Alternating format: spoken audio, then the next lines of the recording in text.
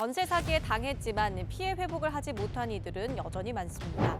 전세 사기 피해 신고 10명 중 7명은 주택 마련 비용이 넉넉하지 못한 20, 30대 청년층이나 신혼 부부들입니다. 전세 사기왕이 이 사기죄의 법정 최고형 징역 15년을 선고받았습니다. 하지만 과연 이걸로 끝날 것이냐? 의심과 불안은 여전합니다. 수많은 분들이 진짜 얼마나 앞으로 살아갈 의욕을 상실을 했겠습니까?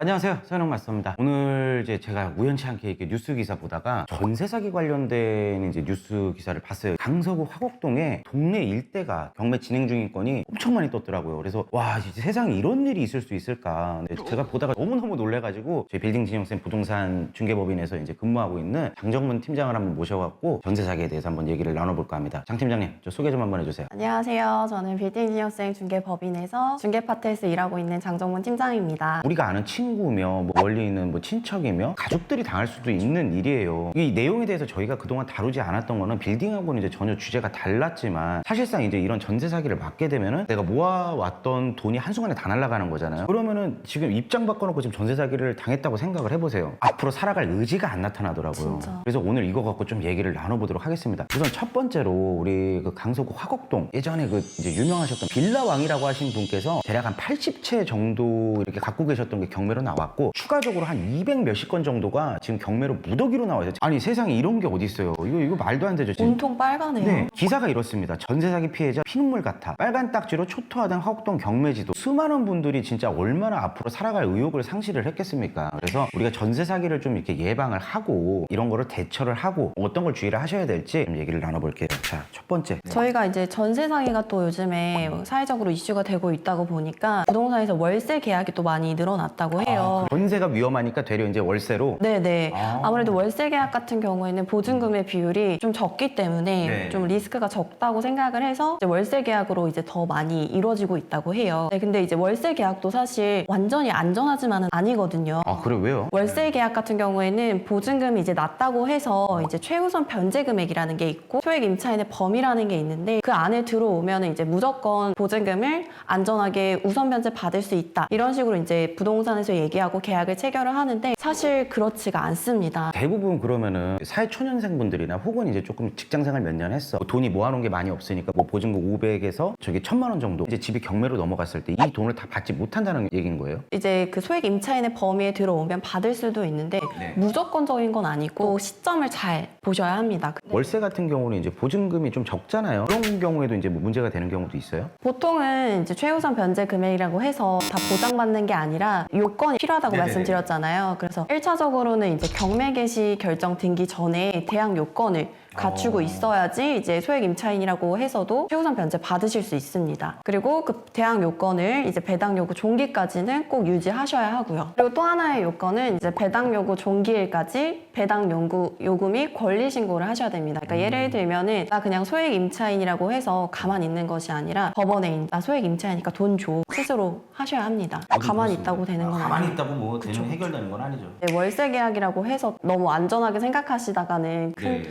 큰 코 다치시니까 주의하실 필요가 있습니다. 그러면 서울시 같은 경우는 보증금 얼마까지 그러면은 보호를 해주고 있어요? 서울시는 현재 이제 소액 임차인의 범위가 1억 6,500만 원 이하의 이제 보증금을 소액 임차인이라고 말을 하고 있고요. 네.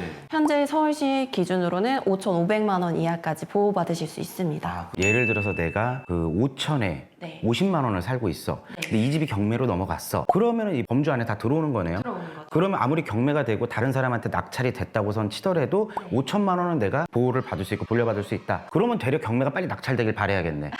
그렇죠? 그렇죠. 네. 그렇지만 이게 모든 게 그런 건 아니고요. 또 이제 여기에도 허점이 있는 게 보증금 1억에 월세 100만 원에 계약을 했는데 오늘 기준으로는 아까 말씀드렸다시피 1억 6,500만 원 이하의 임차인이기 때문에 소액 임차인에 해당이 되고 5,500만 원까지 이제 변제 받으실 수 있지만 등기부 등본을 떼봤을 때 선순위 근저당이 설정되어 있을 경우에는 또 그 기준 시점이 달라지는 거죠. 아, 그래요? 등기부 등본상 우리 갑구는 소유권이고 을구는 이제 근저당이라든지 채무 채무에 관련된 내용들이 네. 들어가 있잖아요. 전입신고한 날짜, 확정일자 받은 날짜로 또 이걸 보호를 받을 수가 있잖아요. 예를 들어 계약을 1월 1일 날 했어요. 근데 1월 30일 날 예를 들어 잔금 날이에요. 예를 들어서 전세 계약은 체결을 해놓고 이 사이에 대출 신청을 해가지고 1월 28일 날 예를 들어 대출을 실행을 시켰단 말이죠. 뭐 예를 들어 땡땡 은행에서 대출이 거기 건 최고액 얼마에서 떴어. 그리고 그게 먼저 뜨고 그다음 내가 30일 날 잔금하고 이제 전입신고를 했어. 이런 경우도 못 받는다는 얘기인 못 거예요. 받는 거죠. 야, 이게 되게 허점이네요. 허점이죠. 계약 당시는 분명히 등기부 등본상에 아무것도 없었는데, 그리고 보통 우리가 이사를 계획하면 아무리 빨라도 보름에서 길면은 두세 달까지 텀을 두고 이제 이사를 하거든요. 그럼 계약 당시부터 매일매일 이거 등기부 등본 떼어봐야겠네. 와, 근데 그런 경우는 진짜 어떡합니까? 계약 시점 기준으로 볼 게 아니라 계약하는 날 등기부 등본을 떼셔가지고 내 앞에 선순위 근저당이 있는지 없는지 체크를 해보시고, 만약에 근저당 선순위가 있다고 한다면 그날 시점 기준으로 돌아가셔서 다시 소액임차인의 범위와 또 최우선 변제 금액을 다시 체크하셔야 되는 거예요. 근데 이런 전세 사기라는 게 또 왜 이렇게 일어나는 것 같아요? 이제 아무래도 전세 사기라는 것 자체가 큰 금액이고 또 전세금이 많이 들어가 있고 근저당이 설정되어 있거나 뭐 이런 것들의 허점을 보고서 누군가가 이제 잘못된 정보로 사기를 치는 경우도 있는 것 같아요. 저도 이제 건너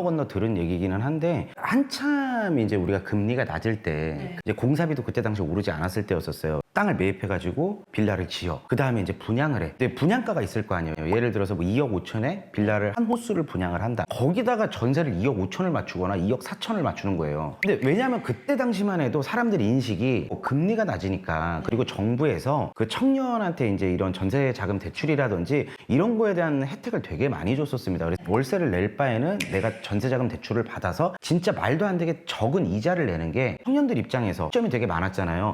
전세를 들어갔던 거고, 근데 얘들이 이제 이자 비율도 올라가고, 사실 이 무갭이라는 것 자체가 있을 수가 없는 일이거든요. 어떻게 매매가하고 전세가하고 5% 10%도 차이가 안 난다는 게 말이 안 됩니다. 근데 그 당시에 이제 사회적으로 그런 제도가 있었기 때문에 그걸 악용한 거지 않을까. 어쨌든 빌라를 지은 이 시행업자 입장에서는 하루라도 빨리 분양을 하는 게 이점이고, 그리고 거기서 제가 또 깜짝 놀랐던 게 뭐였냐면, 예를 들어서 하나가 빌라가 이렇게 완성이 됐어요. 분양을 해야 돼. 혹은 전세를 놔야 돼. 그러면 전세를 놓는 그 중개업자나 이걸 분양을 시켜주는 중개업자한테 중개보수가 아니고 진짜 말도 안 되는, 뭐 그분들 말로는 알이라 그러더라고요. 알이 뭐 8개, 뭐 알이 9개, 뭐 알이 10개, 알이 8개라는 얘기는 800만 원입니다. 이런 식으로 해서 커미션을 준 거죠. 커미션을 주니까 이제 난리가 난 거예요. 중개사들이건 아니면 이제 분양을 하는 업자건 뭐든지 하나만 하면은 솔직히 막 800만 원에서 1000만 원이 나오는데 엄청 큰 돈이거든요. 뭐 한 달에 5개만 해봐요. 돈이 얼마? 4천만 원에서 5천만 원이잖아요. 이러니까 너도 나도 막 이렇게 무분별하게 그거를 체결을 시켜놓고, 이게 한 3, 4년 지나서 지금 금리가 오르는 상황에, 그리고 전세 만기가 돌아온 상황에 이게 지금 터진 거죠. 이러니까 지금 터진 게 한두 집이 아니고 전국적으로 지금 엄청나게 많습니다. 특히 수도권에 이게 많다는 게 너무너무 안타깝고, 사실 보면은 진짜 우리 20대들 30대들 너무 열심히 살아가잖아요. 아침에 진짜 막 6시 7시에 일어나서 출근해서 하루 종일 열심히 일하고 끝나고 와서 자기 개발하고 이렇게 살아가는 친구들이 이렇게 하루아침에 빚더미에 너무너무 가슴이 아픕니다. 이게 가장 중요한 게 이제 피해자분들이 청년 계층, 그리고 사회 맞아요. 노년 계층, 뭐 약자 이런 분들이 있기 때문에 진짜 너무 나쁘다 진짜. 어떻게 해야 되냐.